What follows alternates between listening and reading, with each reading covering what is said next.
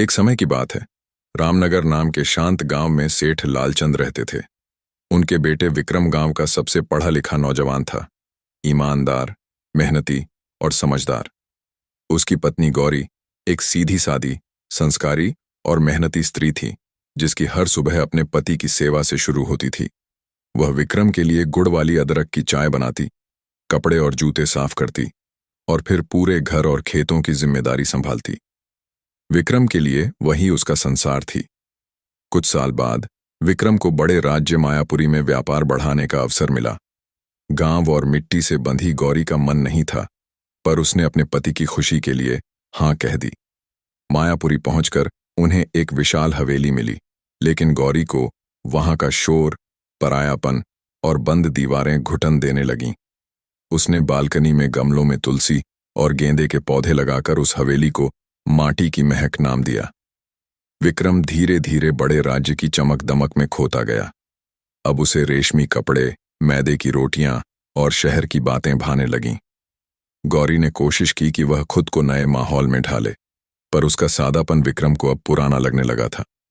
एक दिन गौरी का हाथ टूट गया और वह कुछ महीनों के लिए बिस्तर पर पड़ गई। घर की देखभाल मुश्किल हो गई, तो विक्रम ने एक काम वाली रख ली, चंपा। चंपा जवान, खूबसूरत और चतुर थी। वह काम में निपुण थी, लेकिन भीतर चालाकी थी। गौरी ने उसे अपनी बहन जैसा माना, पर चंपा की नजर मालिक पर थी। वह धीरे धीरे विक्रम के पास आने लगी। विक्रम उसके रूप और मीठी बातों में खो गया। अब वह हर काम के लिए चंपा को पुकारता। गौरी का दिल टूटता गया, पर वह चुप रही। एक दिन विक्रम चंपा को लेकर एक उत्सव में गया, उसी लाल बनारसी साड़ी में जो कभी गौरी की सबसे प्यारी थी। जब गौरी ने यह देखा, उसका संसार बिखर गया। उसने विक्रम से रिश्ता तोड़ने का मन बना लिया, पर जाने से पहले सच्चाई जानना चाहिए। जल्द ही उसे पता चला कि चंपा कोई मासूम नहीं, बल्कि ठग है। वह अपने भाई मदन के साथ अमीर लोगों को फंसाकर उनकी संपत्ति हड़पती थी। गौरी ने गांव के मुखिया को सब बताया। अगले दिन जब विक्रम चंपा को अपनी जायदाद देने के कागज लेकर आया, गौरी ने दरवाजा खोला, जहां मुखिया और कुछ बुजुर्ग चंपा और उसके भाई को पकड़ने आ चुके थे। सारा सच खुल गया। विक्रम की आंखों से पर्दा हट गया। वह शर्म और पछतावे से भर उठा। वह गौरी के पैरों में गिर पड़ा, पर वह केवल बोली, माफी शब्दों से नहीं, कर्मों से साबित होती है। गौरी ने मायापुरी छोड़ दिया और अपने गांव लौट आई। सास ससुर ने उसे अपनाया। उसने वहां की औरतों के साथ मिलकर सिलाई कढ़ाई का काम शुरू किया।